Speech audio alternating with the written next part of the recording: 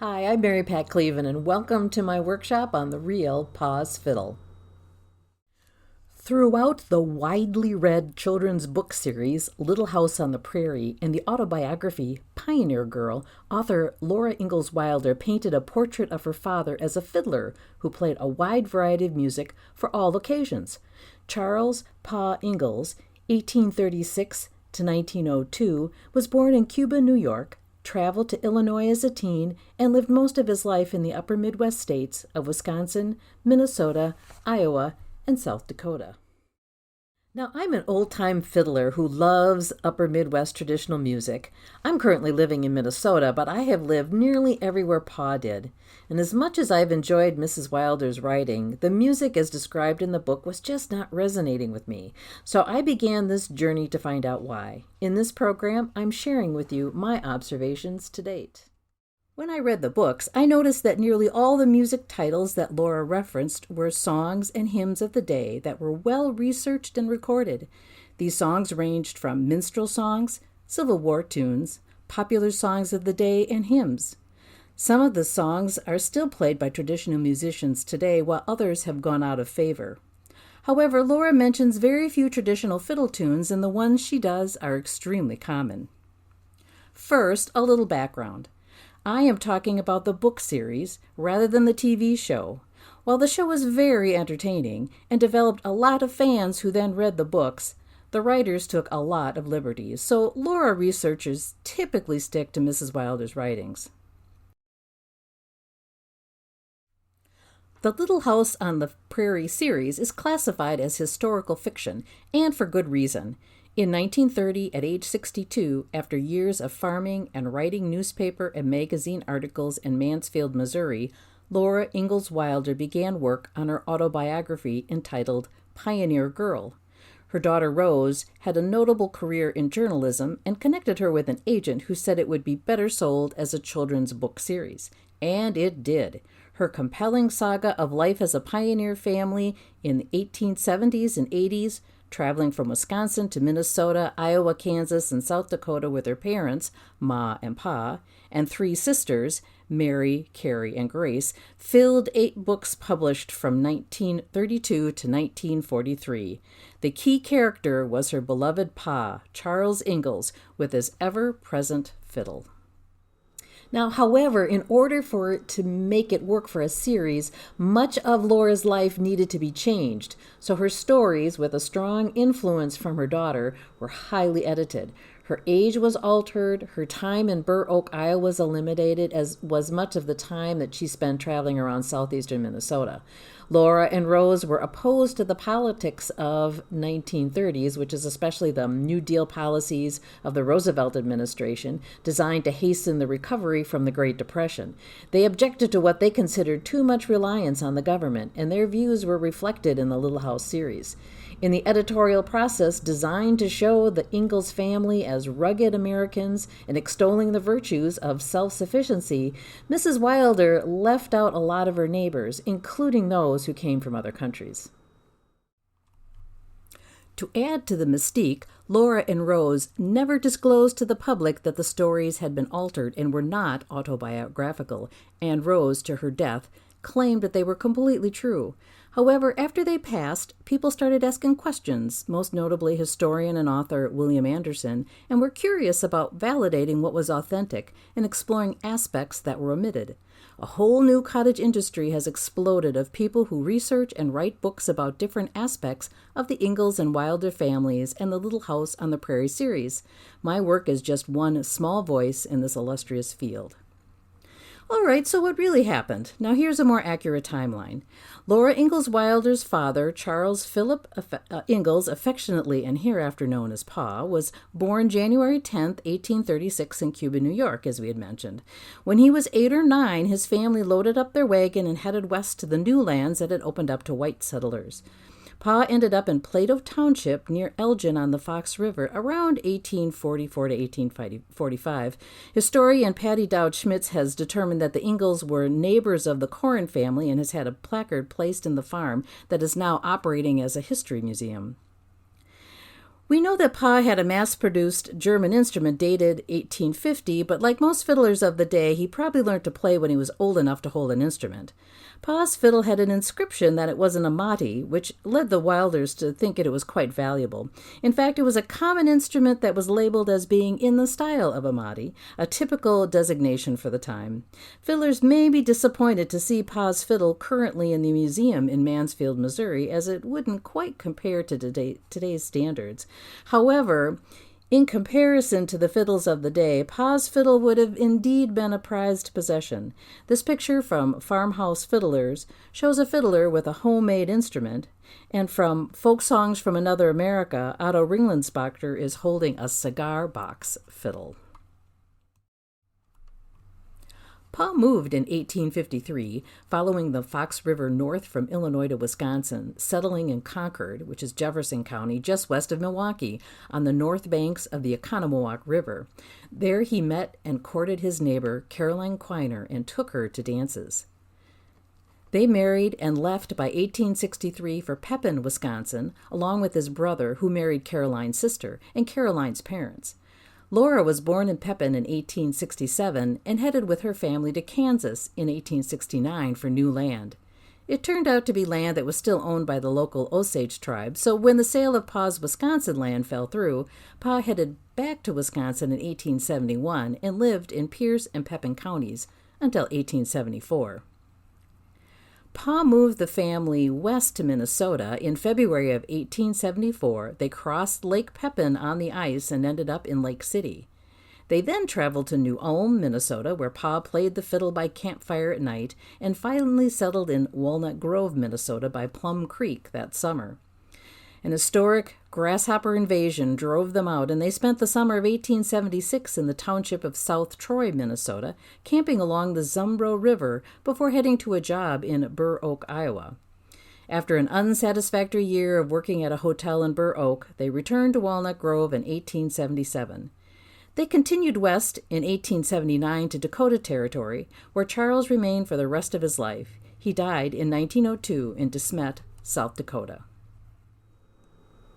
Now, as mentioned earlier, Laura wrote the books when she was in her 60s. She relied on accounts from her aunt, but also used newspaper articles and publications to help her keep her facts straight. She names dozens of songs and tunes in her writings, but when recalling the music, she relied heavily on the published songbooks of the day. And according to the selected letters of Laura Ingalls Wilder by William Anderson, Mrs. Wilder and her agent discussed the use of music in her books, and she agreed that the publisher should make sure they were in the public domain and make her safe from complications. In other words, the music that ended up in the books were those songs that the lawyers said were okay to print. Later, Laura complained in a letter to Rose that the versions that they had printed weren't always the ones she had remembered. It's important to note that while Laura was a music lover and a singer, she was not a fiddler, and it would have been challenging to recall the names of specific fiddle tunes without the lyrics. And many tunes in the upper Midwest have the odd naming convention where the names change when they went from fiddler to fiddler. So it would have been a daunting task for her to have recalled all the tunes that Pa actually played. Now, there is one tune that Laura mentions in both her autobiography and in The Little House in the Big Woods. That's the tune called The Red Heifer, and no one has been able to track down exactly what tune she meant. Now, the easy explanation would be that she misunderstood the name of the tune, and this is, of course, always possible. However, since she was so careful to only put in well-researched tunes, and she fails to mention all the waltzes and schottisches and polkas and other tunes that Pa played, I wondered why she was consistent with this one. With some inspiration from other researchers, I learned that the red heifer is a significant Jewish symbol. While living in Concord before moving to Pepin, Pa lived within 9 miles of a small Jewish community called Bakertown. There were many fiddlers in the Jewish tradition, and their lively dance tunes had key signatures, harmonies, and structures that were quite unique. It is conceivable that Pa would have learned a Jewish dance tune that he used to spice up the local dances, and that it would have stuck in Laura's mind. To ensure historic accuracy, any tune listed in the Little House on the Prairie series as a tune Pa played should have another source to verify that it indeed was a tune that was being played in the upper Midwest at the time. I think the best source is Howe's Musician's Companion and Musician's Omnibus. This extensive compilation of tunes from the 1840s to the 1860s by Elias Howe, who was a cousin of the sewing machine inventor, was published in Boston. Many of the tunes have been republished in Ryan's Mammoth Collection and Cole's 1000. The Irish tunes all show up in the O'Neill Collection. However, the original is much more eclectic and provides a more comprehensive look at the music of the day. It includes dance sets and dance figures and a greater variety of musical styles than the later publications. The tunes mentioned by Laura are in this book, and the recordings of Iva Dingwall that we'll discuss later are from these versions, so while it is not perfect, it is probably the best source we have to determine the actual versions of the tunes that Pa would have played. From reading all these great books on Laura and her family, this is what I've pieced together. Pa would have been considered a Yorker, one of the white Native Americans, as they were called at the time, from the East Coast who made their way to the Midwest alongside European immigrants to take advantage of economic opportunities. His family background was English, Scottish, and French Canadian, and so he would have grown up with these musical traditions. As Pa matured and moved around the upper Midwest, he encountered other cultures. In her autobiography, Pioneer Girl, Laura wrote about a dance in Pepin, Wisconsin at their Irish neighbor's house where Ma, Caroline, danced at the party and Pa played his fiddle part of the time. We don't know what tunes they played, but Irish musicians played Scottish tunes and Pa likely picked up some Irish ones. She also mentioned that her cousins who lived just down the road in Stockholm, Wisconsin, spoke both English and Swedish and went to school with their Swedish neighbors.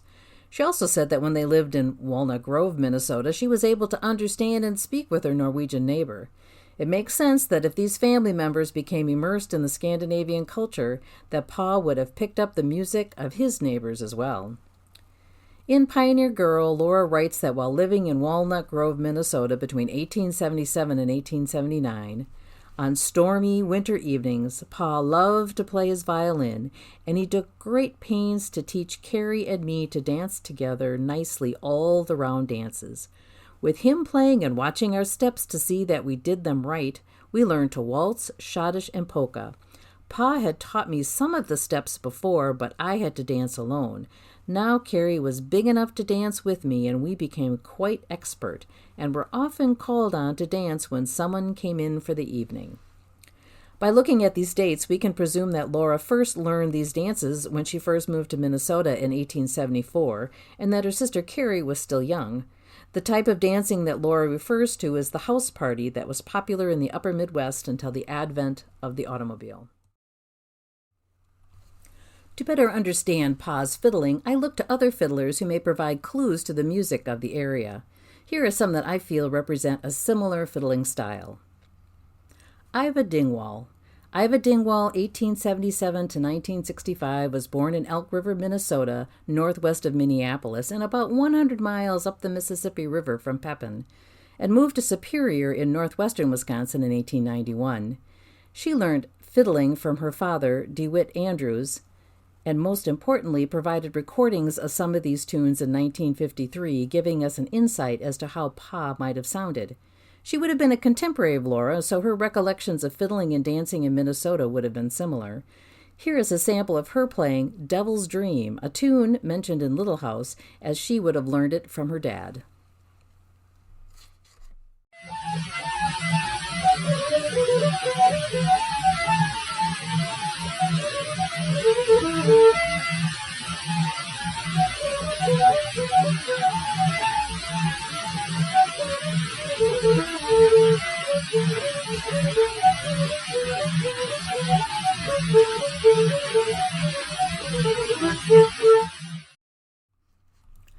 Leonard Finseth, 1911 to 1991, was born in Mondovi, Wisconsin, which is about 30 miles from Pepin, of Norwegian immigrant parents. He learned how to play the fiddle from his neighbors and his uncle Ed Quall.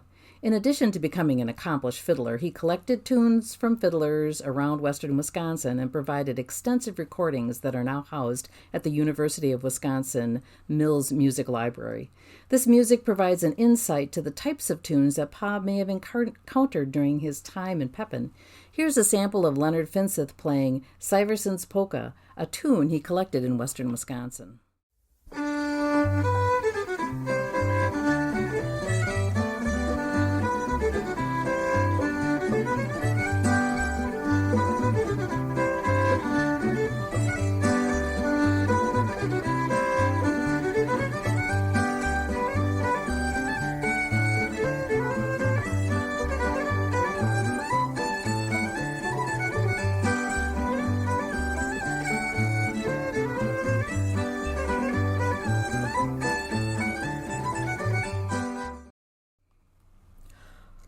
Uncle Windy Whitford, 1913 to 2000, from Albion, Wisconsin, was the grandson of fiddler Charles Squire Smith, 1849 to 1926, also of Albion, a small town about 35 miles southwest of the town of Concord, where Pa met Ma. Charles Squire Smith would have been a peer to Pa.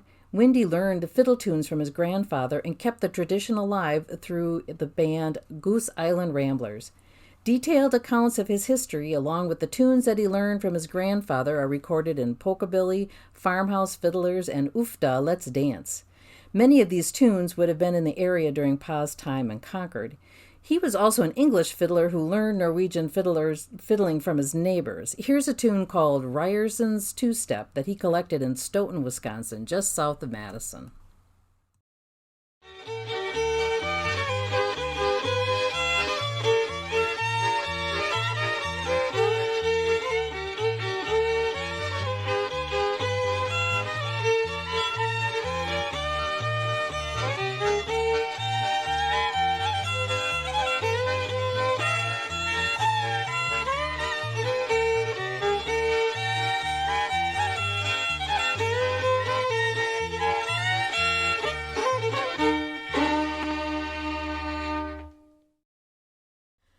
Elmo Wick, 1924 to 2009, was born near Sunburg in west-central Minnesota, about 90 miles north of Walnut Grove.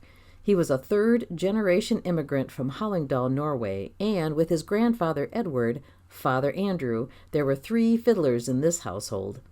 Like Leonard Finseth, Elmo was concerned about preserving the musical heritage, so in his 50s, he taught himself how to write music so that he could transcribe the tunes that he learned from his relatives and neighbors as a young man.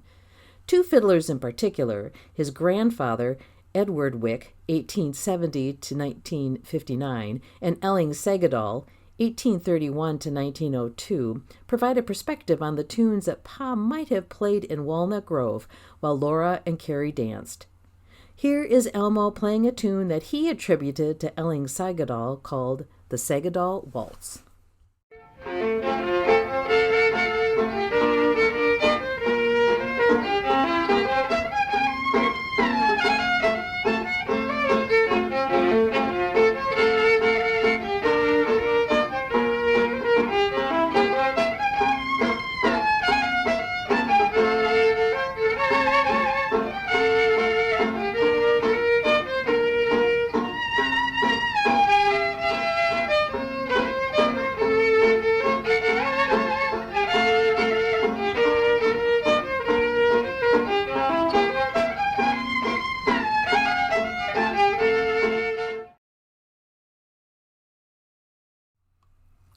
In Pioneer Girl, Wilder wrote, "Pa played by ear, and a tune once heard he could play and never forget."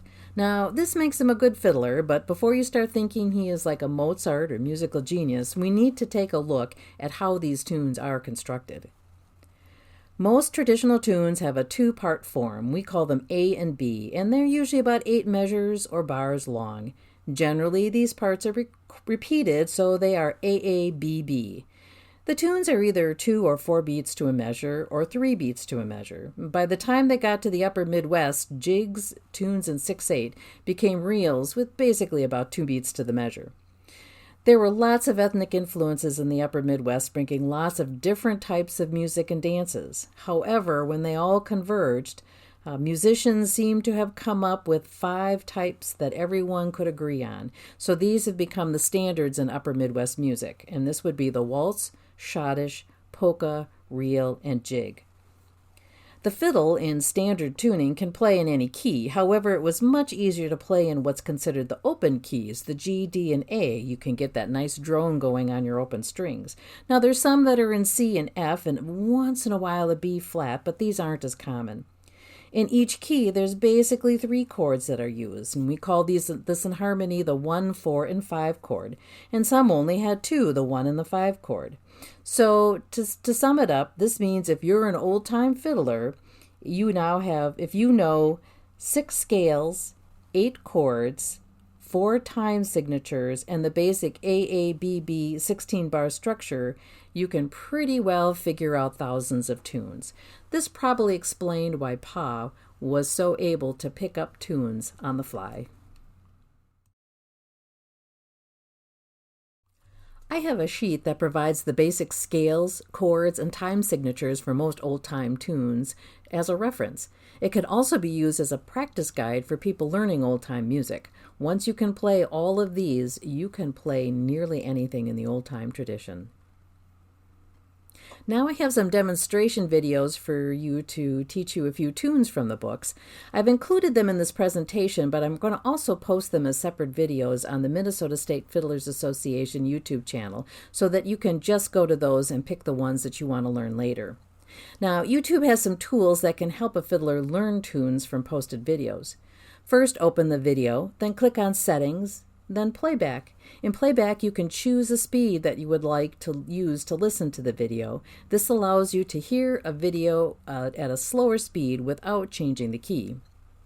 If you move your cursor into the actual video display, then right-click, another menu comes up. This one includes the loop feature that allows you to automatically repeat a video.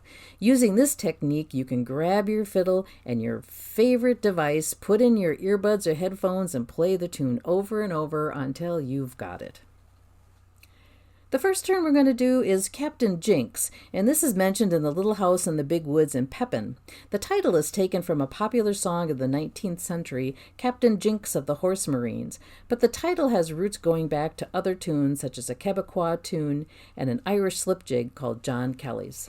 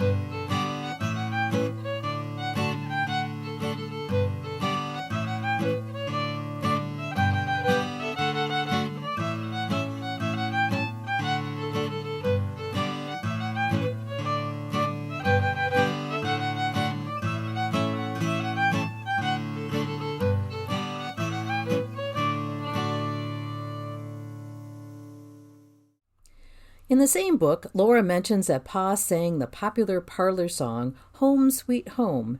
Charlie and I found versions in the Howes book where these tunes also appear as a waltz called the Home Waltz and as a march or quick step called Sweet Home. It makes sense that once a fiddler learned a tune, they would want to make as much use of it as possible. So here is our version of the Home Waltz from the Howes book.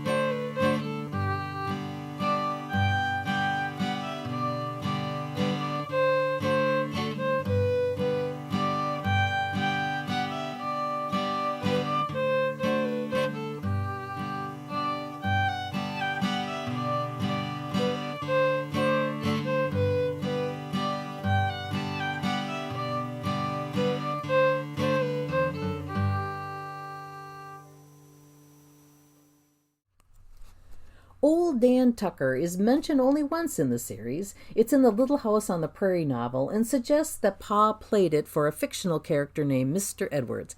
It's thought of as a popular song of the times, but this version from Howes is the dance version.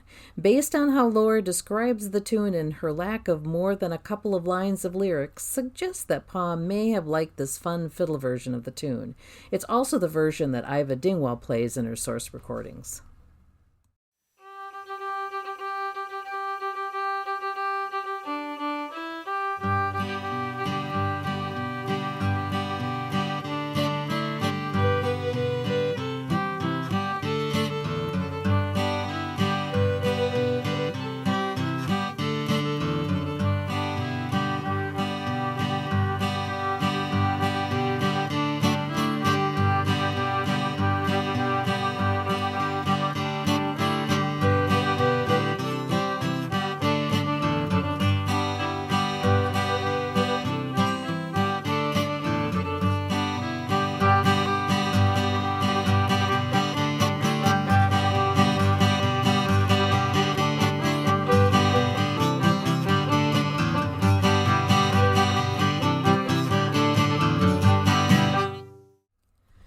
Flow Gently, Sweet Afton is a Roberts Burns poem that was turned into a song that Windy Whitford says was one of the first tunes his grandfather taught him when he was a boy.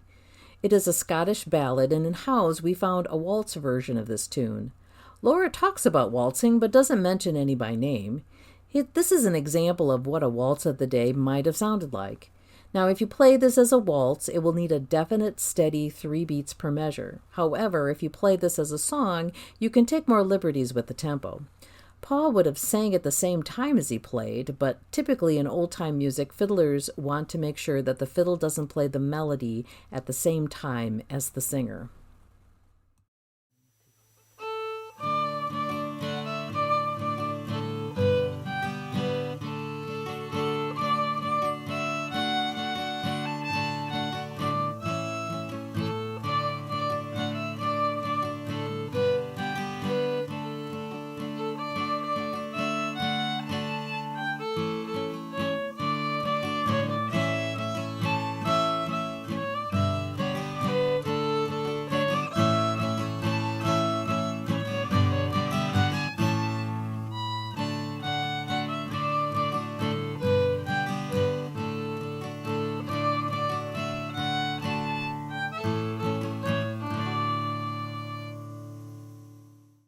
Music didn't remain static as it moved throughout the country, and versions were developed as the tune moved from fiddler to fiddler and region to region. Now here's a great example of a tune that we found in Howes, a parlor song called Woodland Whispers that is written as a waltz.